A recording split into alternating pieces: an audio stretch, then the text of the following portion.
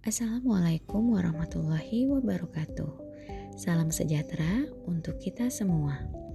Dalam rangka meningkatkan mutu pelayanan kesehatan di Puskesmas, pelaporan Indikator Nasional Mutu atau INM melalui aplikasi Mutu Fasiankes menjadi bagian penting dalam memastikan kualitas layanan yang terukur dan berkelanjutan. Pada video ini, kami akan memandu langkah-langkah pengisian pelaporan INM secara tepat dan sesuai ketentuan.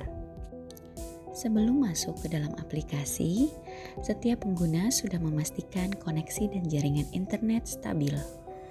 Selanjutnya, semua pengguna diminta membuka browser di komputer atau laptop masing-masing. Kemudian, tuliskan alamat website yaitu mutufasiankes.kemkes.go.id ke dalam browser yang tersedia. Tahapan kedua, ketika alamat website sudah oke, maka akan muncul tampilan awal Mutu Fasiankes. Terdapat menu login non-RS, login RS IKP, login RS INM, login Dinkes, dan login Kemkes. Untuk Puskesmas, silahkan klik login non-RS, maka akan muncul halaman login. Silahkan masukkan email dan password Puskesmas Bapak Ibu dan klik login. Setelah pengguna berhasil login, maka tampilan pertama yang terlihat sebagai berikut. Ini adalah tampilan dashboard aplikasi Mutu Fasiankes. Ini adalah tampilan identitas Puskesmas yang terdiri dari nama Puskesmas, kode registrasi Puskesmas, ganti password, dan sign out. Tampilan selanjutnya yang ada di dalam aplikasi INM adalah tampilan dashboard. Pada tampilan dashboard ini akan menyajikan data hasil capaian semua INM sesuai periode penginputan data yang dilakukan oleh masing-masing penanggung jawab seperti pada tampilan berikut. Ini adalah instrumen pemantauan dan evaluasi. Bapak Ibu dapat menggunakannya dengan cara mengklik saja, maka ia akan otomatis terdownload ke laptop atau komputer Bapak Ibu. Sedangkan ini adalah menu pelaporan IKP. Ini adalah master table yang terdiri dari pilihan pasien, observer, hitung sampel Slovin, hitung sampel Morgan, kontak kami, dan Q&A. Selanjutnya, ini adalah menu indikator nasional mutu Puskesmas yang terdiri dari menu kirim laporan INM, kepatuhan kebersihan tangan, kepatuhan penggunaan APD, kepatuhan identifikasi pasien, keberhasilan pengobatan TBSO, pelayanan ANC sesuai standar, dan kepuasan pasien. Dalam menu dashboard ini, tampilan seperti berikut. Bapak Ibu dapat melihat laporan INM Puskesmas dengan memasukkan tahun dan jenis laporan, apakah laporan harian atau bulanan. Mari kita lanjut ke menu pasien. Menu ini diperuntukkan untuk 2 INM yaitu keberhasilan pengobatan pasien TBSO dan ibu hamil bersalin yang mendapatkan pelayanan ANC sesuai standar. Data yang diinput untuk INM TB adalah pasien TB yang telah dinyatakan sembuh pada bulan dilakukan penginputan. Begitu juga dengan ibu hamil yang telah bersalin. Yang diinput adalah semua ibu hamil yang telah bersalin di wilayah kerja Puskesmas pada bulan dilakukan penginputan.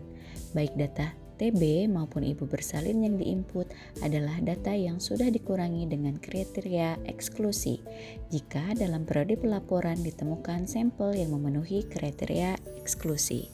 Masukkan nomor rekam medis untuk pasien TB, sedangkan untuk ibu hamil yang telah bersalin menggunakan nomor cohort sesuai dengan data yang tertera di masing-masing sumber data. Kemudian klik tanggal lahir.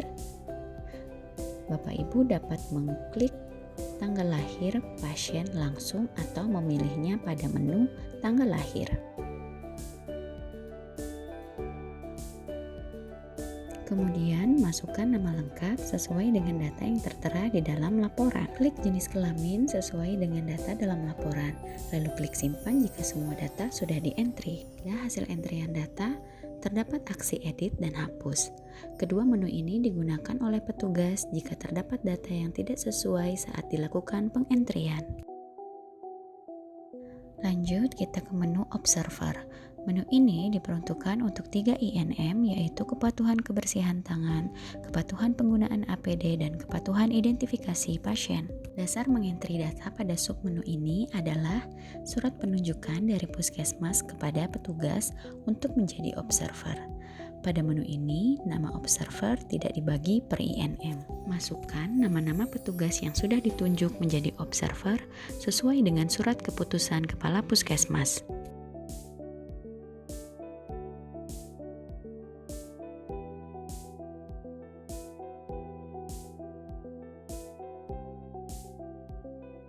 Klik simpan jika nama sudah selesai diinput. Hasil penginputan data nama observer bisa dilihat pada tampilan di bawahnya, yaitu pada list data observer. Dalam tampilan list data observer ada aksi edit dan hapus yang dapat digunakan petugas jika ada data yang ternyata setelah diinput tidak sesuai. Lanjut ke menu hitung sampel Slovin. Rumus hitung sampel Slovin ini diperuntukkan untuk 2 INM, yaitu kepatuhan APD dan identifikasi pasien. Sekarang, apabila rumus kurang dari 30 atau lebih dari 30, silakan diinput ke menu ini. Di sini akan otomatis keluar hasil perhitungan sampelnya. Silakan Bapak Ibu pilih indikator mana yang akan dilakukan perhitungan sampel. Contoh, misalkan Puskesmas A akan melakukan observasi tingkat kepatuhan penggunaan APD. Jumlah petugas yang terindikasi harus menggunakan APD sebanyak 25 orang. Maka ketik angka 25 ke dalam menu masukkan populasi. Setelah itu klik hitung. Maka muncul hasilnya sebanyak 25 karena populasi di bawah 30. Nilai 25 inilah yang akan dijadikan sampel untuk diobservasi tingkat kepatuhan penggunaan APD sesuai dengan periode saat dilakukan perhitungan sampel. Jika jumlah semua petugas yang terindikasi harus menggunakan APD sebanyak 50 orang, maka otomatis hasil perhitungan rumus Slovin-nya adalah 44 sampel. Harap diperhatikan ya Bapak Ibu untuk memastikan sampel yang akan diinput, karena jika sudah diinput data tersebut tidak bisa dihapus kembali. Sekarang kita masuk ke menu hitung sampel Morgan. Rumus hitung ini untuk menentukan sampel kepuasan pasien. Untuk pelaporan kepuasan pasien dilaporkan setahun 2 kali pada bulan Januari dan Juli. Untuk pelaporan di bulan Juli, populasinya dihitung dari jumlah seluruh pasien yang menerima pelayanan puskesmas tersebut pada periode bulan Januari hingga Juni, yang sudah dikurangi dari kriteria eksklusi. Selanjutnya, klik jumlah populasi, contoh 200 populasi. Otomatis keluar jumlah sampel 132 sampel dan kemudian klik simpan. Hasilnya akan masuk ke dalam list jumlah sampel. Harap ketelitian dalam menginput populasi di hitung sampel Slovin dan hitung sampel Morgan, karena pada dua menu ini tidak ada aksi edit dan hapus. Lanjut ke pengisian data INM Puskesmas.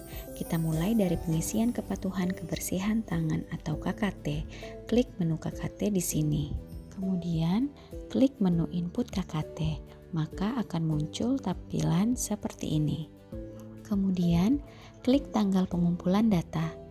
Di sini silahkan isi tanggal dilakukan pengukuran atau tanggal pengamatan atau tanggal pengumpulan data kepatuhan kebersihan tangan. Nama ruangan otomatis keluar sesuai dengan kriteria puskesmas masing-masing menurut data Pusdatin Kementerian Kesehatan. Tinggal diklik di ruangan mana dilakukan pengukuran atau pengamatan. Kemudian pilih nama observer yang sudah diinput di master observer dan tinggal klik nama yang melakukan pengukuran dan pengamatan. Silakan Bapak Ibu input nama petugas yang diamati. Input nama lengkap petugas yang diamati agar mudah dilakukan penelusuran jika ingin melakukan intervensi perbaikan. Ini adalah form observasi kepatuhan kebersihan tangan atau KKT. Bapak Ibu dapat menambahkan kolom peluang dengan mengklik tanda tambah di sini. Ingat, pengamatan atau observasi kepatuhan kebersihan tangan ini dilakukan maksimal 20 menit atau rata-rata 10 menit. Silahkan isi form ini sesuai dengan data yang telah dikumpulkan. Setelah disimpan, data ini otomatis masuk ke riwayat observasi kepatuhan kebersihan tangan.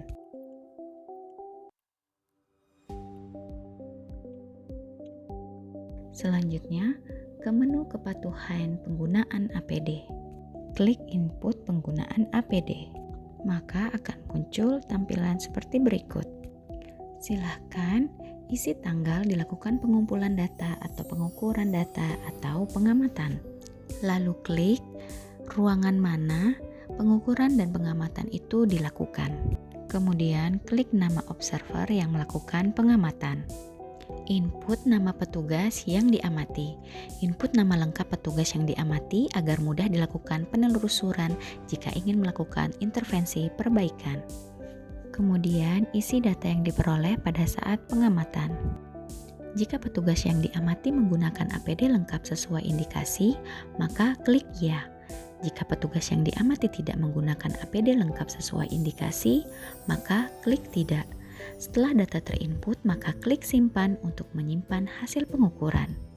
Data tersebut akan masuk ke riwayat kepatuhan penggunaan alat pelindung diri atau APD.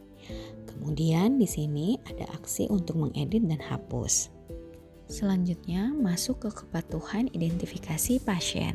Klik input kepatuhan pasien, maka selanjutnya akan muncul form kepatuhan pasien. Silakan Bapak Ibu isi tanggal pengumpulan data seperti berikut. Pilih jam pengumpulan data. Pilih observer yang melakukan pengamatan kepatuhan identifikasi pasien.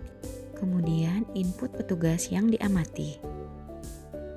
Lalu, klik kepatuhan identifikasi yang dilakukan oleh petugas berdasarkan intervensi yang dilakukan oleh petugas yang diamati. Selanjutnya, klik simpan sehingga data yang diinput akan terekam dalam riwayat penginputan sebagaimana tampilan berikut. Apabila dalam penginputan data terdapat kesalahan, maka puskesmas dapat melakukan edit ataupun penghapusan data yang salah dengan cara klik edit dan hapus. Selanjutnya kita masuk ke menu keberhasilan pengobatan TBSO. Menu pada indikator ini terdiri dari yaitu input laporan dan laporan TBC dengan tampilan berikut. Ini adalah form tampilan dari keberhasilan pengobatan TBSO. Yang harus dilakukan adalah memastikan bahwa data pasien sudah diinput dalam submenu pasien di menu master pasien.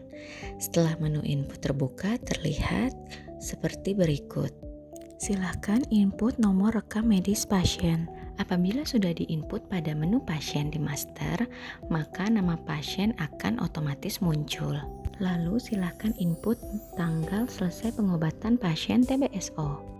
Pastikan bahwa data pasien TBSO yang sudah menyelesaikan pengobatan sudah tersedia, yaitu yang tercantum dalam form TB.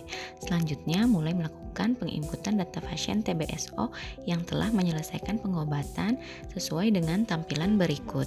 Input data upaya peningkatan mutu keberhasilan pengobatan TB mulai dari pemeriksaan dahak yang tepat dan benar, pengawasan minum obat, pemberian obat sesuai regimen dan dosis obat yang tepat, pemantauan pengobatan dan efek samping obat, serta pencatatan rekam medis. Setelah menginput data pasien TBSO, kemudian klik simpan, maka hasilnya akan masuk ke dalam riwayat penginputan pengobatan TBSO. Di tampilan ini juga terdapat menu aksi, edit dan hapus. Lanjut ke pelayanan ANC sesuai standar. Klik ANC sesuai standar. Maka akan muncul tampilan seperti berikut. Klik tambah ibu hamil mendapatkan pelayanan ANC. Silahkan masukkan tanggal pengumpulan data. Kemudian input nomor rekam medis atau kohort ibu bersalin yang mendapatkan pelayanan ANC sesuai standar. Kemudian nama pasien akan muncul secara otomatis. Silahkan masukkan nama petugas yang mengumpulkan data. Petugas mulai melakukan entry data standar pelayanan ANC yang telah diberikan kepada ibu hamil yang telah bersalin, baik standar kuantitas maupun standar kualitas. Untuk entry data, petugas cukup mengklik kolom-kolom di setiap standar pelayanan ANC. Standar kuantitas adalah kunjungan 6 kali selama periode kehamilan atau K6, terdiri dari 1 kali kunjungan sedini mungkin pada trimester ke-1, 2 kali kunjungan pada trimester kedua, dan 3 kali pada kunjungan trimester ketiga. Sedangkan untuk data standar kualitas terdiri dari 10 standar. Silahkan klik kolom-kolom sesuai dengan data pada saat pemeriksaan. Klik simpan, maka data akan otomatis terekam pada riwayat penginputan pelayanan ANC. Di sini terdapat aksi view, edit, dan hapus. Jika mengklik view, maka akan muncul tampilan seperti berikut. Lanjut ke kepuasan pasien. Klik input kepuasan pasien. Maka akan muncul form kepuasan pasien seperti berikut. Sebelum melakukan penginputan data, jangan lupa isi dan hitung sampel Morgan untuk kepuasan pasien.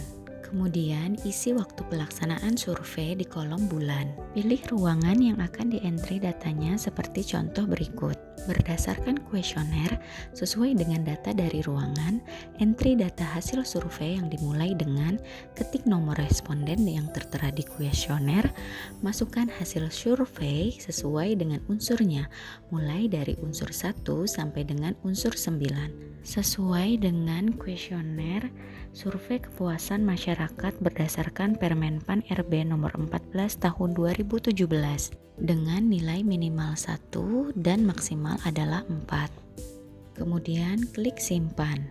Kemudian data akan masuk ke dalam list kepuasan pasien. Di sini juga ada aksi edit dan hapus. Setelah data INM Puskesmas diinput, lanjut kirim laporan INM. Pilih tahun dan bulan pada periode pelaporan indikator mutu puskesmas. Kemudian masing-masing INM silahkan diisi analisis capaian dan rencana tindak lanjutnya.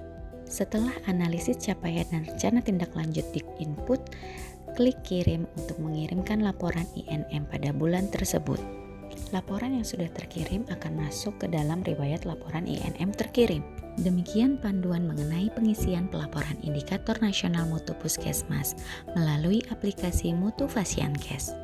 Kami berharap video ini dapat membantu memperlancar proses pelaporan di setiap puskesmas. Terima kasih atas perhatian Bapak Ibu. Wassalamualaikum warahmatullahi wabarakatuh.